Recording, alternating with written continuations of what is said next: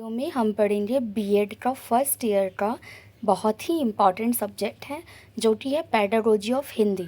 तो ये जितने भी मीडियम के बच्चे हों, चाहे वो हिंदी के हों या इंग्लिश के हों, तो ये जो सब्जेक्ट है ना आपको पेडागोजी ऑफ हिंदी, ये तो आपको पढ़ना ही होगा।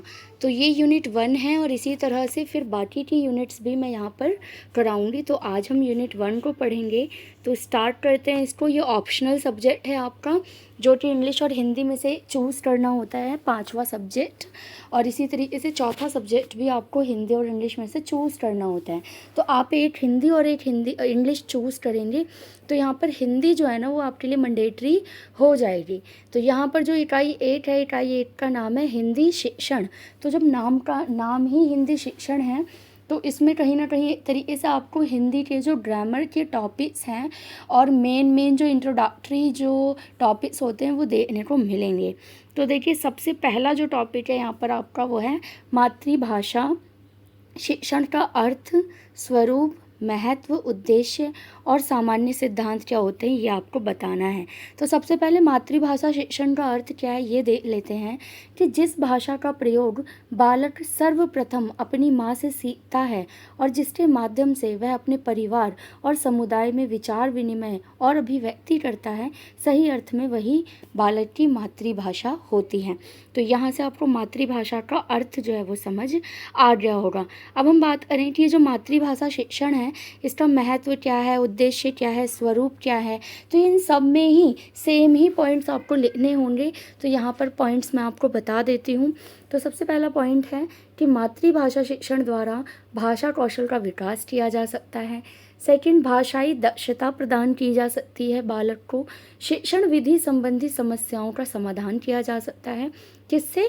मातृभाषा शिक्षण से। फिर मौलिक क्षमता का विकास हो सकता है क्योंकि बच्चा मूल रूप से उसी भाषा को सीखता है। सीखने को सृजनात्मक यानी क्रिएटिव बनाया जा सकता है। स्कूल और बालक के बीच इस संबंध को और ज़्यादा अच्छे से स्थापित किया जा सकता है। भाषा की विभिन्न भूमिकाएं जान सकता है बच्चा। भाव और विचारों को अभिव्यक्त करने की स्वतंत्रता हो जाती है बच्चे के अंदर डेवलप। और भाषाई बारीकियों के प्रति संवेदनशील हो जाता है यदि हम मातृभाषा शिक्षण बालक को करवाते हैं। इसके अलावा देखिए कि मातृभाषा संबंधी ग्लानि को ख़त्म करता है कि जो हमारी मातृभाषा है वो औरों से अलग है, बल्कि वो उसको कंपटीशन के बीच में नहीं लेकर आता। विभिन्न भाषाओं को अवसर के रूप में देखता है और विविधता को बरकरार रखता है। साथ ही साथ अवधारणाएं स्पष्ट हो जाती हैं और उपयुक्त समझ उत्पन्न करने में भी मातृभाषा जहाँ तक है सक्षम होती है। तो ये सारी चीज़ें यहाँ पर आपको मातृभाषा शिक्षण के संबंध में ध्यान रखनी होगी। अब जो अगला टॉपिक है आपका वो कहता है कि मातृभाषा शिक्षण के सामान्य सिद्धांत क्या हैं, प्रिंसिपल्स क्या हैं।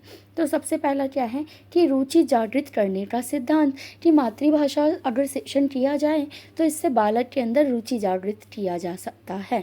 तो ये इसका एक सामान्य सिद्धांत है। फिर आता है प्रेरणा का सिद्धांत, कि बच्चे को मोटिवेट किया जा सकता है, प्रेरणा दी जा सकती है। व्यवहारिक ज्ञान का सिद्धांत, बालक के अंदर जो व्यवहारिक ज्ञान है उसको डेवलप किया जा सकता है। अनुबंधन का सिद्धांत, यानी प्रत्यक्ष रूप से बच्चा चीज़ों को सीख सकता है। अभ्यास का सिद्धांत, उसी तरह भाषा अर्जन का सिद्धांत, विविधता का सिद्धांत और बाल केंद्रीयता का सिद्धांत, अर्थात बालक को बीच में रखकर, बालक को केंद्र में रखकर ये सारा जो मातृभाषा शिक्षण है वो किया जाता है। अब नेक्स्ट जो टॉपिक हमारा काफ़ी इंटरेस्टिंग और इम्पॉर्टेंट है कि देवनागरी लिपि की विशेषताएं और सीमाएं, यानी गुण और दोष दोनों बताने हैं किसकी? देवनागरी लिपि, जो कि हमारी हिंदी भाषा की लिपि है। तो सबसे पहले विशेषताएं यानी कि हम इसकी जो खूबियां हैं उनकी बात करेंगे। तो सबसे पहला पॉइंट हो जाएगा वर्णमाला की पूर्णता, कि इसकी जो वर्णमाला है उसमें हर ध्वनि के लिए अलग से शब्दों को दिया गया है। फिर क्रमबद्धता की, ये क्रमानुसार आगे बढ़ती हैं। लिपि चिन्हों का आदर्श वर्गीकरण किया गया है। जो देवनागरी लिपि है उसमें गतिशीलता है, खुद को टाइम टू टाइम चेंज करती है। एक ध्वनि के लिए एक चिन्ह यहाँ पर बनाया गया है। प्रत्येक वर्ण का उच्चारण उसके लिए एक तरीके से विशेष है, यानी क को हम क ही बोलेंगे। ख के लिए नया वर्ड है, जैसे इंग्लिश में क्या होता है के क हो गया और ख के लिए के साथ एच जोड़ दिया, जबकि हमारी जो देवनागरी लिपि है यहाँ पर ऐसा नहीं है। लेखन, टंकन और मुद्रण की एक रूपता है। सूक्ष्म लिपि चिन्हों का यहाँ पर प्रयोग किया जाता है, यहाँ पर व्यवस्था है। जैसे चंद्र बिंदु की ज़रूरत है तो आप चंद्र बिंदी लगाइए, केवल बिंदी की ज़रूरत है तो बिंदी लगाइए। इस तरीके से यहाँ पर काफ़ी सारी डाइवर्सिटी आपको मिल जाती है। अगर बात करें देवनागरी लिपि की सीमाओं की यानी कमियों की, तो वर्णों की अधिक संख्या है, क्योंकि बहुत सारी ध्वनियाँ यहाँ पर लगा दी रही हैं, तो वर्ण जो है वो काफ़ी ज़्यादा मात्रा में हो गए हैं। बड़ी और लंबी वर्णमाला है जो कि बच्चों को याद करने में दिक्कत होती है। मुद्रण में कठिनाई होती है, लिखते समय जो होता है दिक्कत आती है बच्चों को। शिरोरेखा का अनावश्यक अलंकरण प्रयोग। अब जितनी भी लैंग्वेज में आप लिखोगे ना देवनागरी, तो अगर आप लिखते हो तो शिरोरेखा यानी आपको ऊपर लाइन डालनी होती है, जो कि आपका एक्स्ट्रा टाइम कंज्यूम करता है, और अगर आप वो ना करो तो माना जाता है कि लिपि अधूरी है। समय अधिक लगता है इसको लिखने में, जाहिर सी बात है। आप इंग्लिश का एक पैराग्राफ कंपैरेटिवली जल्दी लिख लो के बजाय देवनागरी लिपि के। अनुस्वार और अनुनासिक का प्रयोग में रूपता की कमी है कि हम कंफ्यूज रहते हैं हमेशा कि कहाँ पर हम चंद्र बिंदी और कहाँ पर बिंदी का प्रयोग करेंगे। त्वरापूर्ण लेखन में कठिनाई आती है और भ्रांति उत्पन्न होती है। बच्चे कंफ्यूज रहते हैं कि रा ऋषि की मात्रा लगानी है या रा पदेन की मात्रा लगानी है। इस तरीके से काफ़ी सारा कन्फ्यूज़न यहाँ पर रहता है। अब जो नेक्स्ट टॉपिक है वो हिंदी भाषा का महत्व मातृभाषा और राष्ट्रभाषा के रूप में। तो हमें हिंदी भाषा को देखना है किस किस रूप में, राष्ट्रभाषा और मातृभाषा। सबसे पहले हम मातृभाषा के रूप में देखेंगे कि शिक्षण विधि को ये सरल बनाती है, हिंदी भाषा के स्वरूप को समझाती है, सृजनात्मकता का विकास करती है, बालक और स्कूल के संबंध को जोड़ती है, साहित्य को समझने में हेल्प करती है, अवधारणाओं को स्पष्ट करती है, भाव विचार प्रकट और समस्या का समाधान करने में सहायता प्रदान करती है। तो ये सारा तो मातृभाषा के रूप में हुआ। अब हम बात करेंगे राष्ट्रभाषा के रूप में जो हिंदी भाषा है उसका क्या महत्व है। तो सबसे पहले देश की एकता और अखंडता को बनाए रखने का काम है करती है, राष्ट्रभाषा के प्रति रुचि को जागृत करती है, राष्ट्रीय भावना का विकास करती है, एक दूसरे को जोड़ती है, संस्कृति का विस्तार होता है, एक कल्चर दूसरे से जुड़ पाता है, साहित्य की व्यापकता बढ़ाती है यहाँ पर, और इतिहास को समझने में और अपनी पहचान और अस्मिता को जानने में ये काफ़ी ज़्यादा मददगार साबित होती है। तो इस तरीके से जो हमारी हिंदी भाषा है वो मातृभाषा और राष्ट्रभाषा दोनों ही रूप में काफ़ी विशेषकर है। अब जो नेक्स्ट टॉपिक है वो है ब्लूम द्वारा निर्धारित अनुदेशात्मक उद्देश्य को यहाँ पर समझना है। तो ये जो ब्लूम है हमारे, इन्होंने सीखने और शिक्षण के उद्देश्यों का वर्गीकरण किया है। ये यहाँ पर आपका MCQ का क्वेश्चन भी बन सकता है कि कौन से ऐसे मनोवैज्ञानिक रहे हैं या भाषाविद रहे हैं जिन्होंने सीखने और शिक्षण के उद्देश्यों का वर्गीकरण किया है। तो आंसर जो हो जाएगा आपका ब्लूम हो जाएगा। अब जो इनका वर्गीकरण है वो देख लेते हैं। इन्होंने 3 भागों में बांटा है।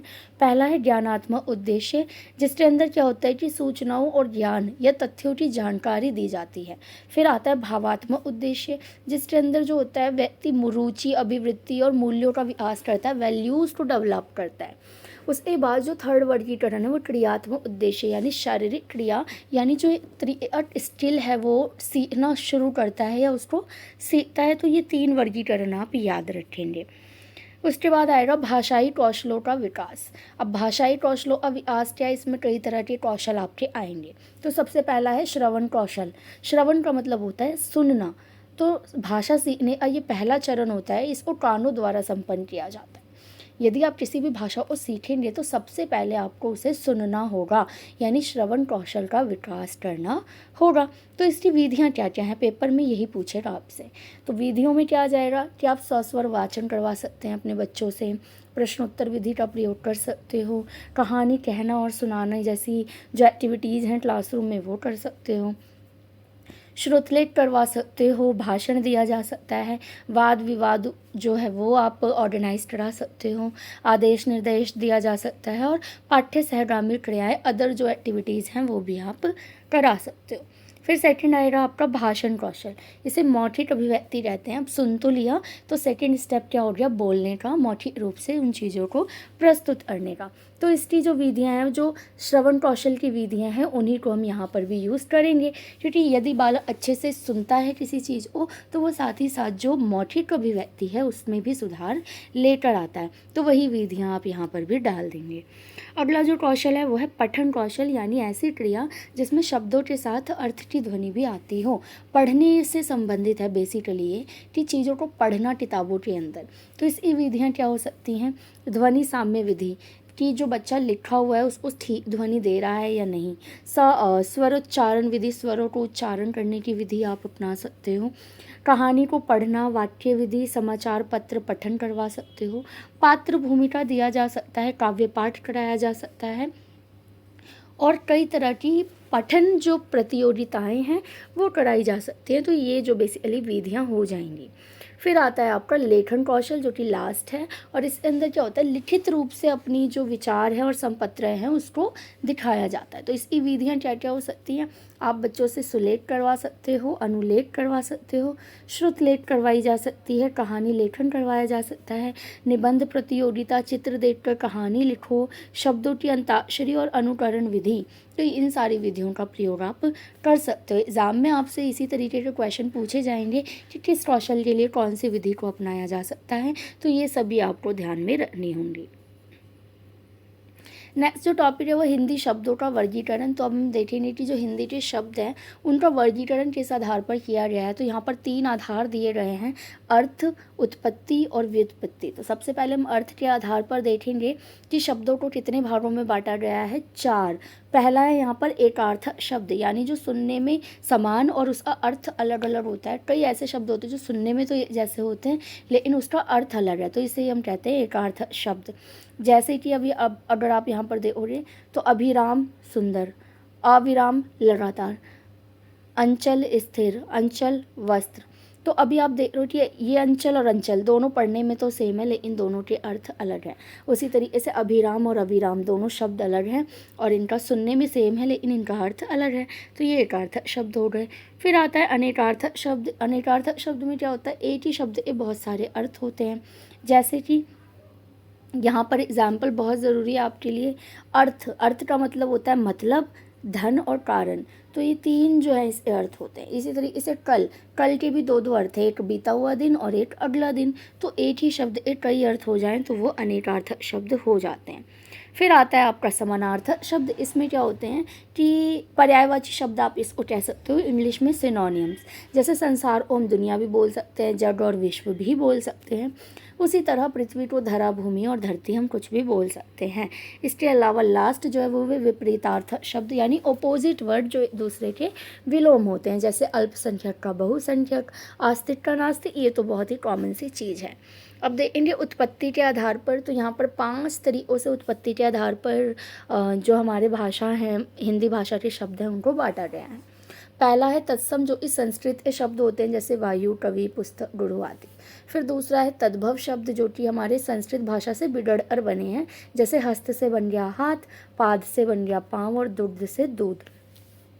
इसी तरह फिर देशज शब्द हैं जो विभिन्न बोलियों से लिए गए हैं, जैसे पगड़ी, खिड़की, खटिया, जूता आदि। फिर विदेशज शब्द यानी विदेशी भाषा से जो लिए गए शब्द हैं वो यहाँ पर आ जाएंगे, जैसे स्कूल, फकीर, खामोश, कैंची, बटन एक्सेट्रा। इसके अलावा जो लास्ट है संकर शब्द, जो कि अन्य भाषा के शब्दों को मिलाकर बना है। जैसे कि देखिए कितना इंटरेस्टिंग है ये, रेल जमा गाड़ी। तो रेल तो अंग्रेजी का वर्ड है और गाड़ी हिंदी का, और दोनों को मिला के बना रेलगाड़ी, तो ये होगा हमारा संकर शब्द। इसी तरीके से टिकट घर, टिकट इंग्लिश का वर्ड है और घर हिंदी का, और टिकट घर जो वर्ड बन गया ये हो गया हमारा संकर शब्द। तो यहाँ पर उत्पत्ति के आधार पर शब्दों का वर्गीकरण समझ आ गया होगा। अब हम देखेंगे व्युत्पत्ति के आधार पर 3 तरीके के शब्द होते हैं, ठीक है। पहला होता है रूढ़ शब्द, जो कि अपने आप में पूर्ण और निश्चित अर्थ होता है, मतलब जिसे आप शब्द को तोड़ नहीं सकते। जैसे माता, पानी, नल, गाय, क्या इन शब्दों को तोड़कर आप नया शब्द बना सकते हो? नहीं। तो ये आपके हो गए रूढ़ शब्द। फिर आता है यौगिक शब्द, जो 2 और अधिक शब्दों से जुड़कर बने होते हैं। जैसे देखिए पाठशाला, तो यहाँ पर पाठ और शाला इन्हें अलग किया जा सकता है। फिर आता है रसोई घर, तो रसोई जमा घर। तो इस तरीके से इन शब्दों को 2 भागों में बांटा जा सकता है। इसके अलावा जो लास्ट है हमारा वो है योग रूढ़ शब्द, जो कि 2 और अधिक शब्दों से बने होते हैं लेकिन अर्थ प्रकट ना करके विशेष अर्थ प्रकट करते हैं। मतलब 2 से ज़्यादा शब्दों से बने होंगे लेकिन उसका अर्थ जो होगा ना वो अलग होगा। जैसे कि जलज, तो जल में जन्म लेने वाला यानी कि कमल, तो कमल को ही यहाँ पर जलज कहा जाता है। उसके बाद दशानन, दशानन में 2 शब्द हैं, दश जमा आनन, तो दशानन का मतलब यहाँ पर कौन है? रावण। तो इस तरीके से जो अर्थ है वो कुछ और ही निकल के आता है। तो ये होते हैं हमारे योग रूढ़ शब्द। नेक्स्ट जो टॉपिक है हमारा वो है हिंदी ध्वनियों का वर्गीकरण, अक्षर विन्यास और विराम चिन्ह। तो सबसे पहले हम वर्गीकरण देख लेते हैं कि हमारी जो हिंदी ध्वनियाँ हैं उसे किस तरीके से वर्गीकृत किया गया है। तो यहाँ पर नंबर 1 आ जाएगा स्वर, जिसको आप इंग्लिश में वॉवल्स भी कहते हैं। तो ऐसी ध्वनियाँ जिनके उच्चारण में प्राणवायु मुख विहर से कंठ तालु निर्बाध होकर निकलती है, बिना रुके निकलती हैं, जैसे कि अ आ ई ये जितने भी हमारे स्वर हैं यहाँ पर एग्जाम्पल में आ जाएंगे। फिर सेकंड है व्यंजन यानी कॉन्सोनेंट। तो ये ध्वनियाँ ये वो होती हैं जिसमें जो हमारी प्राणवायु कंठ तालु आदि जो चीज़ें हैं ना, वहाँ से थोड़ा सा टच होकर या कह लीजिए रुक कर निकलती हैं। तो क से ज्ञ तक जितने भी हैं वो आपके इसमें आ जाएंगे। जैसे जो क वर्ग होगा, क से लेके बड़ा अंक खाली, वो ओष्ठ बन जाता है। फिर तालव्य जो है वो दंत और ओष्ठ बन जाता है। तो इस तरीके से ये आप यहाँ पर ध्यान रखेंगे। फिर आएगा अक्षर विन्यास। तो अक्षर विन्यास क्या होता है कि शुद्ध अक्षर विन्यास क्या होता है, वर्तनी की शुद्धता, कि जो आप लिख रहे हो ना वो बिल्कुल ठीक होना चाहिए, सही से लिखना चाहिए। भाषा का अनिवार्य अंग है ये जो अक्षर का जो शुद्ध अक्षर विन्यास है, ये बहुत ज़रूरी है। इसमें जो मेन चीज़ जो एग्ज़ाम्स में आ सकती है वो है अशुद्धियों को कम कैसे करोगे, क्योंकि ये तो एक तरीके की अशुद्धि है, तो इसको कम करने के उपाय क्या हो सकते हैं। तो इसके लिए सबसे पहले आपको कारण पता होना चाहिए कि ये जो अशुद्ध अक्षर विन्यास है उसका कारण क्या है। इसके कारण है अशुद्ध उच्चारण करना, लिपि का अधूरा ज्ञान होना, लिखने में जल्दीबाजी करना, प्रांतीयता मतलब क्षेत्र का बच्चे पर इफेक्ट होता है जहाँ वो रहता है, मात्राओं का अधूरा ज्ञान हो सकता है, शारीरिक विकार हो सकता है कि बच्चा लिख ही नहीं पा रहा, भ्रम हो सकता है और व्याकरण का अभाव। तो यदि हम इसके निराकरण की बात करें कि समाधान क्या है, तो इन्हीं चीज़ों को आप थोड़ा सा उल्टा कर देंगे तो आंसर जो है आपका बन जाएगा। जैसे शुद्ध उच्चारण को शिक्षा दो बच्चों को, लिपि का पूर्ण ज्ञान दीजिए, पढ़ने का अवसर दीजिए बच्चों को, लिखने के ज़्यादा से ज़्यादा अवसर मिलने चाहिए, तभी तो वो गलतियाँ सुधारेगा। श्रुतलेख करवाओ, अनुलेख करवाओ, खेल द्वारा शिक्षण करो, स्पष्ट ज्ञान दो और प्रतिलेख भी लिखने के लिए बच्चे को अगर हम टाइम टू टाइम देते हैं तो ये जो प्रॉब्लम है सॉल्व की जा सकती है। अब जो टॉपिक है वो है विराम चिन्ह। तो आपने ये इंग्लिश में भी पंक्चुएशन मार्क्स पढ़े होंगे, तो अभी हिंदी में आप देख लीजिए विराम चिन्ह क्या होते हैं।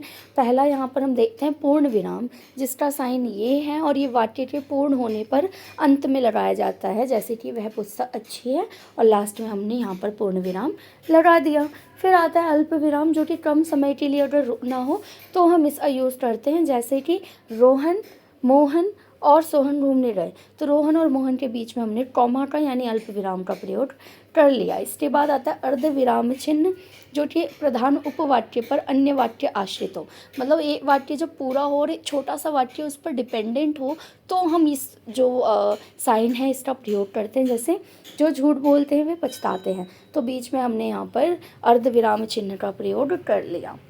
फिर यहाँ पर देखिए फोर्थ जो है प्रश्नवाचक चिन्ह यानी क्वेश्चन मार्क। तो जब भी प्रश्न पूछने का बोध हो तो हम क्वेश्चन मार्क का प्रयोग कर लेते हैं। जैसे तुम्हारा क्या नाम है, तो यहाँ पर आप क्वेश्चन मार्क लगा लोगे। फिर आता है विस्मय आदि बोधक चिन्ह, जो कि आश्चर्य शब्दों के पश्चात लगाया जाता है। जैसे अरे तुम हो, तो अरे के बाद आप इस जो एक्सक्लेमेशन वाला शब्द चिन्ह है इसका प्रयोग करेंगे। फिर आता है उद्धरण चिन्ह, महत्वपूर्ण नाम या कथन को उल्लेख करने के लिए हम इसका प्रयोग करते हैं। जैसे महावीर ने कहा अहिंसा परमो धर्म, की अहिंसा ही सबसे बड़ा धर्म है, तो ये उनकी कही हुई विशेष बात है, इसलिए हम यहाँ पर उद्धरण चिन्ह का प्रयोग करते हैं। इसके बाद है योजक चिन्ह, जो कि दो शब्दों को जोड़ने के लिए किया जाता है। जैसे धीरे धीरे, माता पिता, इस तरीके से आप योजक चिन्हों का प्रयोग करते हैं। फिर आएगा विवरण चिन्ह, जिसमें किसी वाक्य के आगे यदि कोई बात कहनी है तो हम इसका प्रयोग करते हैं। जैसे पुरुषार्थ 4 हैं और फिर हमने विवरण चिन्ह लगा दिया और फिर उन चारों के नाम यहाँ पर लिख दिए। इसके बाद आता है हंस पद।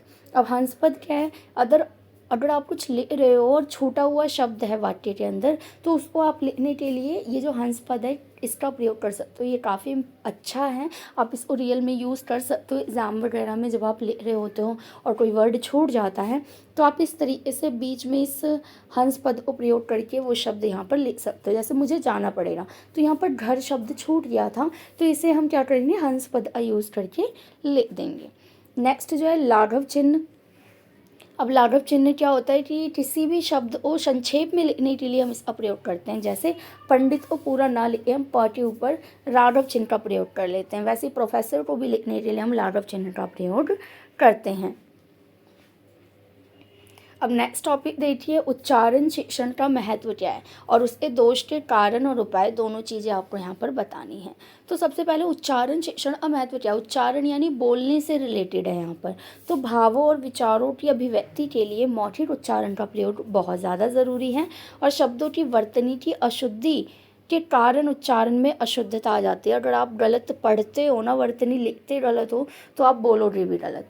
तो इसका महत्व क्या है, इससे भाषा सीखने और सिखाने में सहायता मिलती है, इससे बच्चा बोलना सीखता है, सुनने की समझ में सुधार होता है, आत्मविश्वास आता है अगर आप सही बोलते हो, शुद्ध लेखन भी हो जाता है, व्यक्तित्व का विकास होता है, व्यवहार प्रभावशाली बनता है, ज्ञान में वृद्धि होती है, अधिगम यानी सीखने और सिखाने में ईजी आ जाता है और लयात्मकता लाने में सहायक सिद्ध होता है। तो ये तो हो गया महत्व। अब बात करेंगे इसके दोष के कारण कि कौन से ऐसे रीज़न हैं जिसकी वजह से कई बच्चे जो है वो उच्चारण में प्रॉब्लम फेस करते हैं। तो पहला हो गया भय के कारण। कई बार ना बच्चा डर के मारे भी गलत बोलने लग जाता है। शीघ्रता के कारण, जल्दीबाजी में, संकोच के कारण हेजिटेट हो जाता है बच्चा, विलंब के कारण शारीरिक दोष हो सकता है, वो बोल ही नहीं पा रहा है, भाषा का उसको ज्ञान नहीं है, व्याकरण का ज्ञान ना हो, अक्षर विन्यास का ज्ञान ना हो, प्रादेशिकता के कारण कि जहाँ वो रहता है क्षेत्र उस पर प्रभाव हो, और पुरानी आदत मतलब शुरू से ही वो गलत बोलता आ रहा है उस शब्द को, तो भी वो गलत उच्चारण करता है। तो ये हो गए दोष के कारण। अब हम देखेंगे उच्चारण के दोष के उपाय, जो कि हमारा इस जो यूनिट 1 है हिंदी का, फर्स्ट ईयर आपका बीएड, इसका जो लास्ट टॉपिक है। तो इसके दोष के उपाय क्या है कि हम क्या कर सकते हैं। उच्चारण अंगों की चिकित्सा, कि अगर किसी बच्चे को बोलने में दिक्कत हो रही है फिजिकली तो उसका इलाज कराया जाए, शुद्ध उच्चारण वाले लोगों के साथ रखा जाए, पुस्तकों में शुद्ध वाचन करवाया जाए, उच्चारण की प्रतियोगिताएं करवाई जा सकती हैं, संवाद प्रतियोगिता करवा सकते हो, ध्वनियों का ज्ञान कराया जा सकता है, बहुत इंपॉर्टेंट अभ्यास करवाना है, तत्कालीन टोकना, कि जब भी बच्चा गलती करे उसी समय हम बच्चे को बोल दें कि नहीं बेटा इसको ऐसे नहीं ऐसे बोलो। उसके बाद विराम चिन्हों का ज्ञान करवाएं, तभी तो वो टाइम टू टाइम कहाँ पर रुकना है, कैसे बोलना है, क्वेश्चन वाले शब्द कैसे बोलने हैं, ये सब सीखेगा। फिर अभिप्रेरित यानी बच्चे को ज़्यादा से ज़्यादा मोटिवेट कराया जाए। तो ये आपका यहाँ पर यूनिट 1 खत्म हो गया है। आई होप कि आपको समझ आया होगा और यहाँ पर मैंने यूनिट 1 का कोई भी एक टॉपिक नहीं छोड़ा है। तो अगर आप ये वीडियो देख लेते हैं पूरा, तो आपको पूरा जो यूनिट 1 है हिंदी का वो क्लियर हो जाएगा, एक भी क्वेश्चन यहाँ से आपका नहीं छूटेगा।